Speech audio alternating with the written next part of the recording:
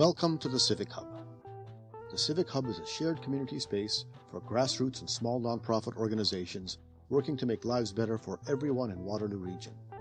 Partner organizations come from a range of fields: environmental justice, democratic reform, arts and culture, anti-poverty, anti-racism, human rights, ethno-cultural and newcomer support, technology, peace and nonviolence, spirituality, and well-being. On the show, we welcome one of our partners to the Civic Hub.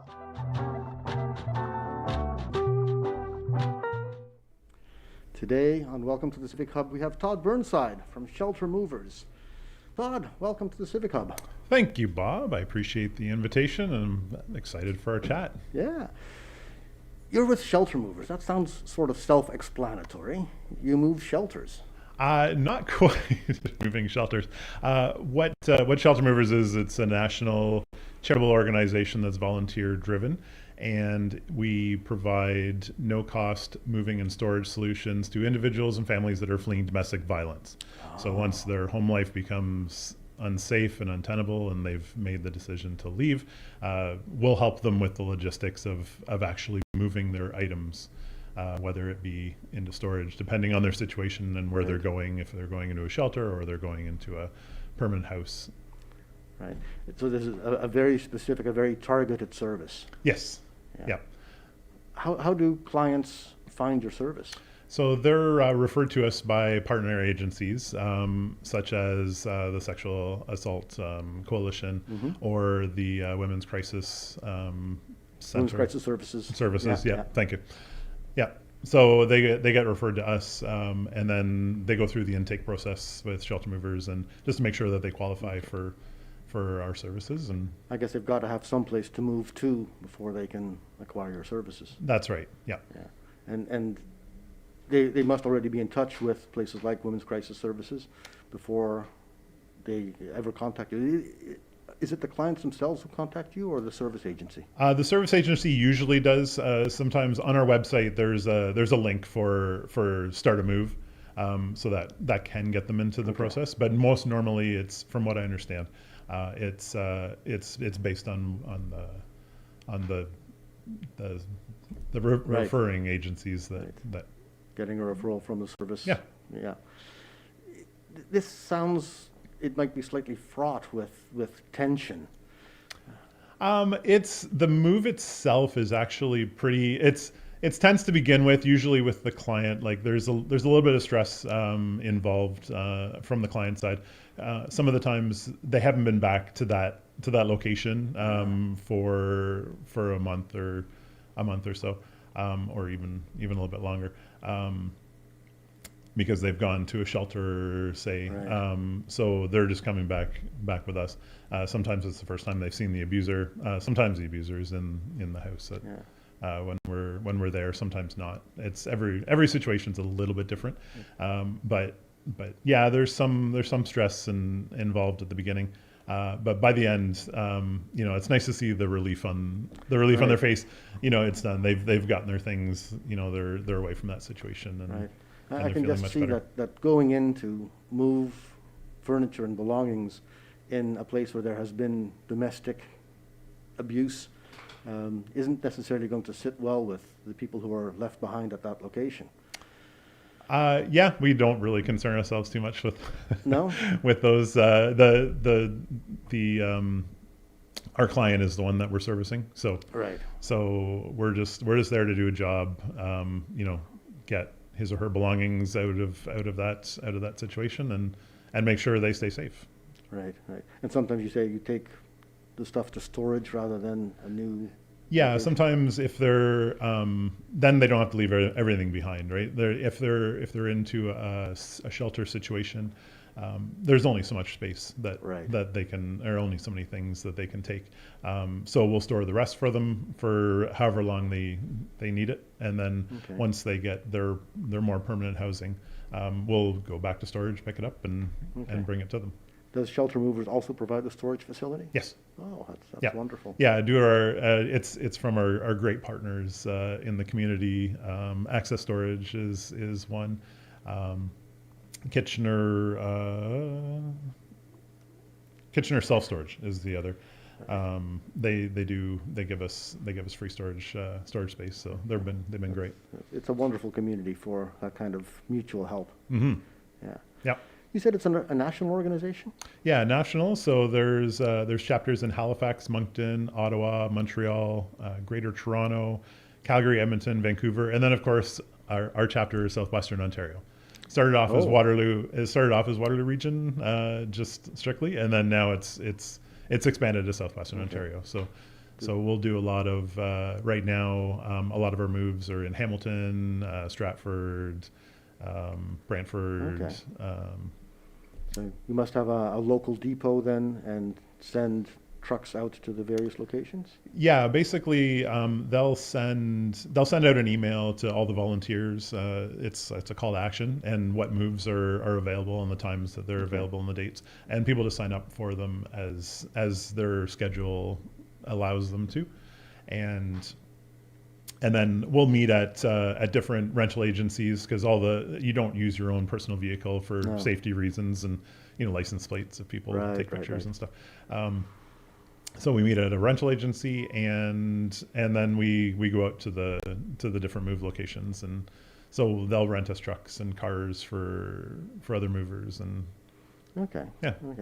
but it all happens usually from Kitchener. They're trying to expand out into the different cities, like have groups of volunteers in Hamilton or in Brantford, just so we don't have to make that longer drive out there.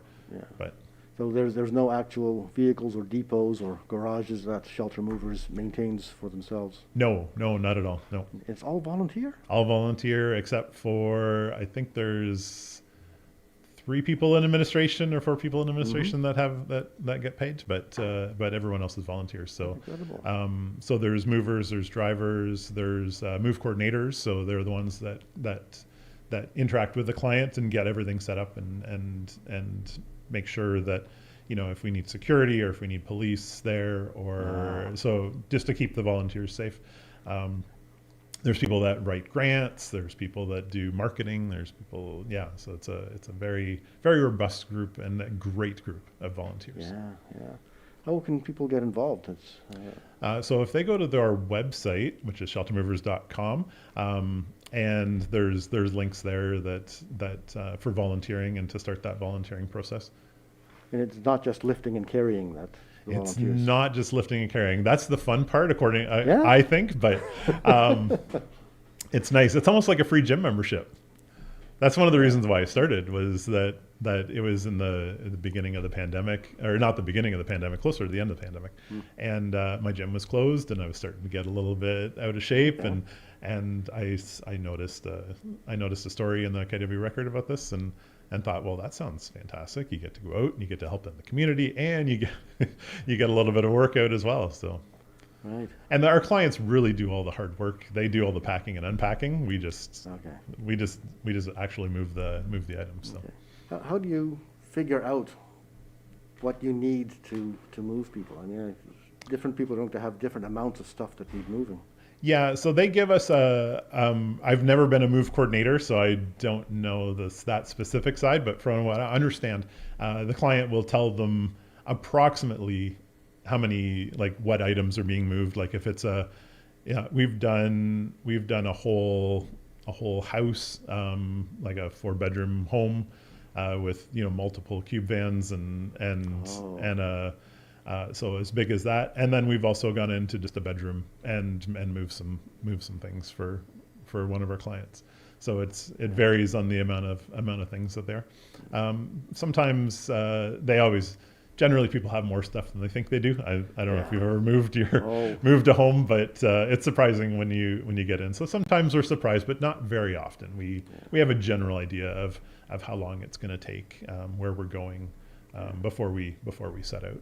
We last moved about 25 years ago, and we're almost unpacked. Almost unpacked.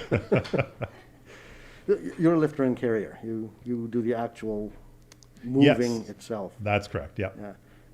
Does you get called out often?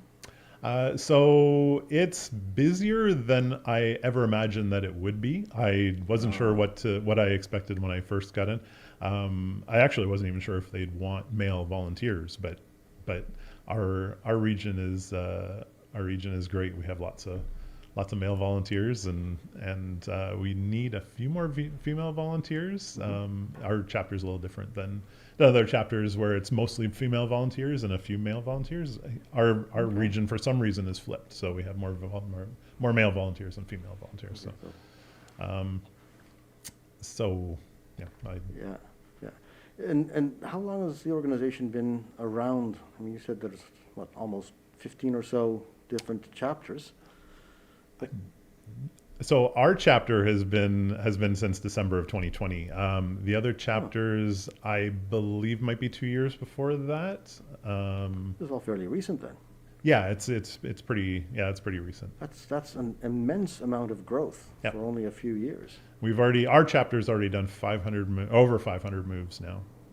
I participated in 168 of those moves. My goodness. Yeah. Do you move people strictly within the region, or do they move from one area to a long haul somewhere else? Sometimes it's usually within region, like, sometimes Kitchener, and then, maybe do a city elsewhere. But we have had cross chapter moves where we've taken items and met sort of in the middle between Ottawa and here, or Toronto and here, and offload, like kind of switch over. Right. So we do the load here and take it to them, and then they do the unload, or the rest of the transport and unload. And the move coordinators, the people that manage the logistics of all this, those people are volunteers too? Yes. Wow, that's an incredible amount of work. I mean, not just an incredible amount of physical work, which daunts me some to begin with, but all the planning and coordination stuff that goes around that. Yeah, they have. I don't know their job, but I would assume it's a lot. But they're remote. They're all remote workers, so they do all that from their homes. Okay, and it all so just over the phone and on computers and spreadsheets and checklists and things like that. That's correct. Yeah. Yeah. How do you go about? I mean, take me through a typical move from your perspective. How do you find out about it, and what do you do then? So the typical move is we find out about over email. You sign up for a move if you're accepted. I'm like there's only so many people that you can take physically on a move. We like as many hands as we can get, but we're bound by the truck and the car capacity. Then we'll meet at the rental agency, pick up the vehicle, depending on who's listed as the driver and who's movers, and then head out to the location. We meet depending on the risk assessment for the move. So there's different layers of risk. So there's low risk, medium risk, high risk. That depends on the level of violence that's been perpetrated by the abuser, or if there's warrants, or if there's no contact orders, that sort of thing. So the move coordinators figure that out, whether it's high risk. So we'll meet with, if it's low risk, we'll just go right to the location. If it's medium or high risk, we'll meet at like a Tim Hortons or something like that, and meet with security or police, depending on which they have, and then all go together and then start the move from there. Right. It sounds like this is actually more complex than commercial movers have to deal with. I've never been a commercial mover, so No. But I think the layer of that extra layer of uncertainty when it comes to domestic abuse, it makes it a little different than just a regular move for people. Sometimes they don't even get in to be able to pack. So sometimes we're packing as well, or helping them pack, but. I guess that depends on the circumstance. Yeah. And the sometimes they'll have friends to help, sometimes not. It really depends on the situation. Yeah. You said you had a number of charitable donors providing some of the storage services. Mm-hmm. Does that go for the rental equipment, the vans and stuff as well? It does, yes. Penske Truck Rental is a great partner for us. They don't charge us for our cube vans, which is fantastic. It helps with it. So on the transportation, we just have to pay. We just have to do the gas and that's it for that. But the general move in general costs about $250 for the organization. So So we rely on donations and grants from governments, and Right. so And that's private donations or private corporate donations. Yeah, there's some corporate, some private. We've recently had a nice donation from the group. I believe the name is 100 Men Who Give a Darn, or Yes. Give a Damn, or something along those lines. Yeah. And then and then 100 Women Who Care, I think, is another group Mm-hmm. that's been very generous to us. Okay. Yeah, there's lots of generous people out there, so it helps Shelter- us keep going. Is Shelter Movers considered a charitable organization? Yes. Yeah, so on your own. Yep. One of the services that the Civic Hub offers is as a charitable partner.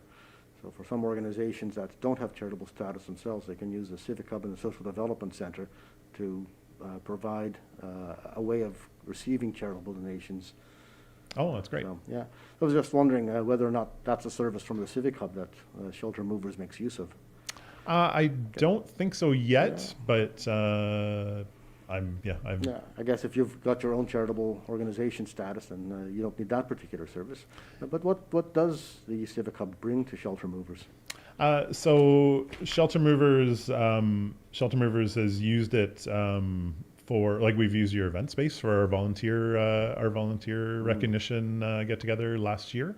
And I think it's just great. I was told that it's a great way to be involved in the community, spread awareness, make connections. I think they're happy about that. The chapter director and volunteer service manager is going to be attending your exchange lunch next month, I believe. Yeah, so that's. So it's the facility itself then. I guess with having coordinators and stuff already on the job, you don't need to take advantage of some of the stationary offerings, the photocopying, poster making, things like that. I don't believe so. Certainly don't need any storage facilities from the Civic Hub. No. Well, we could always use more storage. No. Probably different kind of storage than you actually need to take advantage of. And hopefully we get some more volunteers out of this, out of what we're doing today. Yeah. So getting the word out and that people are more aware of Shelter Movers. So that's very helpful as well. The cross-pollination between the different organizations is one of the big benefits that the Civic Hub brings. Have you met anybody from the Civic Hub yet? I have not. This is my first time. First time out to the Civic Hub. First time out. I did come for the volunteer appreciation get together yesterday, but I don't think anybody was. Nobody there. Else from Shelter Movers? No. So that's something to aspire to then, to get a little bit more involved with the community stuff that's happening at the Civic Hub. Oh, for sure. Yeah. It seems like Shelter Movers was well established in the community and many communities already. So how did you come across the Civic Hub? Where did that contact come from? I'm not sure where the contact came from. I think they just saw it as a great way. It must have been given to them at some point by somebody or mentioned by somebody. Yeah. But yeah, they just saw it as a really good way of further getting involved in the community and spread that awareness. And one of those cross-pollination activities where somebody in another organization that was already part of the Civic Hub saw that would also be beneficial to Shelter Movers. Yeah, they're always Courtney and Michelle and Ashley. They're always have a look out for an eye out for different ways that they can get more get Shelter Movers' name out there more and get together with like-minded people. And you said you had an organizational meeting in the facilities for the Civic Hub. Do you have regular meetings? No, there's no regular meetings for Shelter Movers. It's all like there isn't even an office for it. It's everybody's just it's sort of just an online. Right. So you could use the Civic Hub as an anchoring address.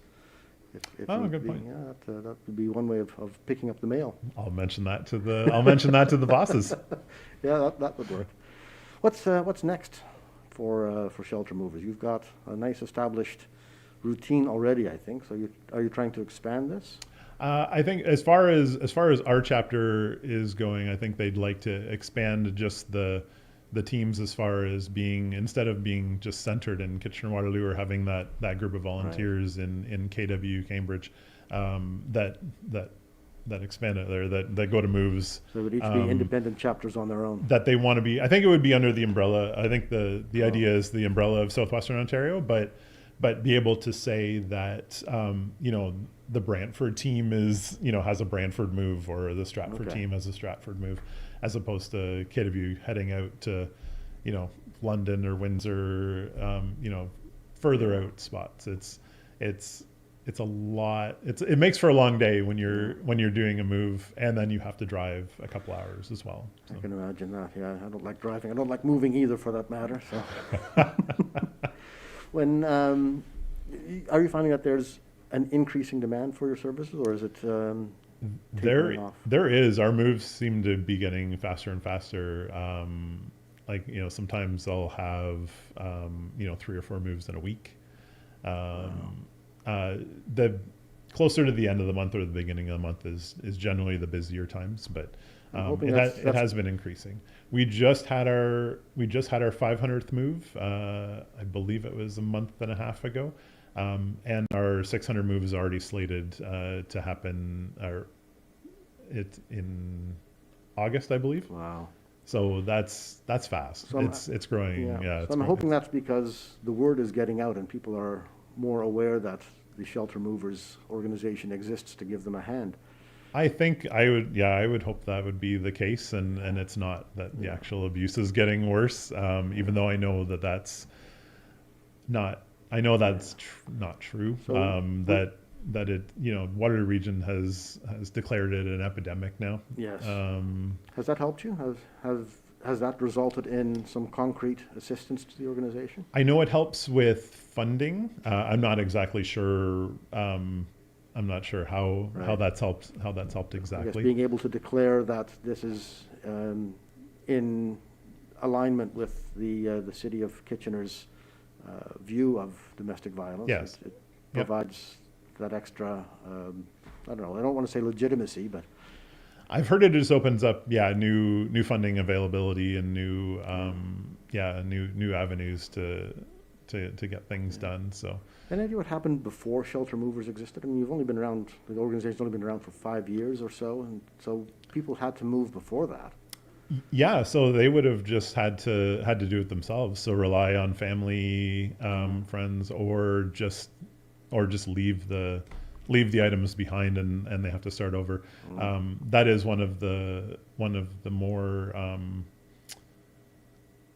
one of the things that I've learned on the job, or on this volunteer job, is that beforehand they would have had to, it's a big financial burden to have to leave all your stuff behind, or if they went back to try to retrieve their items, harm could come to them, including homicide.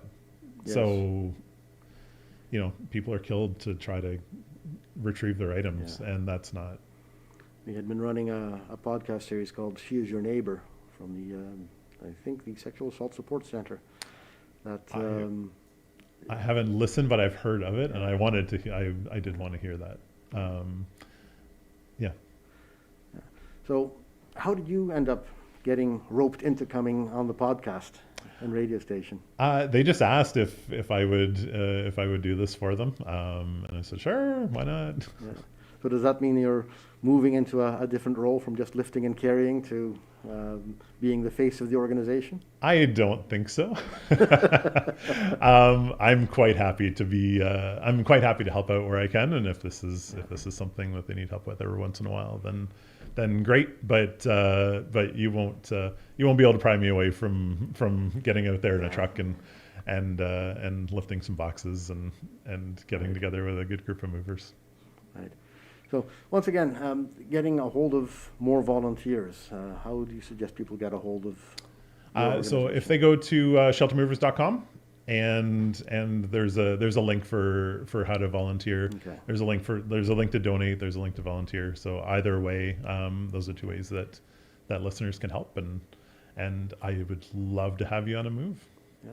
And then sheltermovers.com is also a place for people who need the service of getting out of an abusive relationship and moving their stuff away.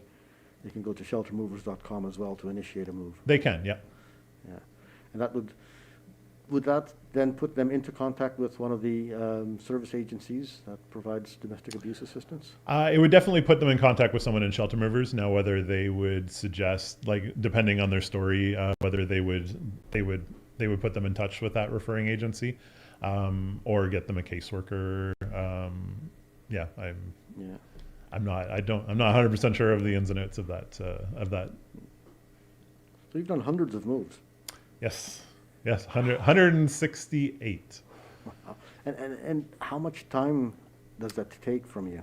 Generally, a move is about, I think on average, they're about 4 hours.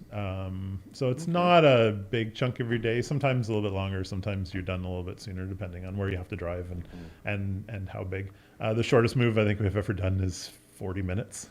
Wow. It was just really fast. We just had to pick up a couple things and put them in storage for somebody. But and then there's been moves that have taken like 9 hours or 10 hours. Okay. So it's it just depends on the day. But so when the email comes in, how much notice do you get from the time the email arrives to the time you have to be out there lifting and carrying? Sometimes it's depending. That we've had some like urgent exit moves where it's a really either their belongings are in danger or under threat of, I'm going to do X to them if you don't get them out by this time.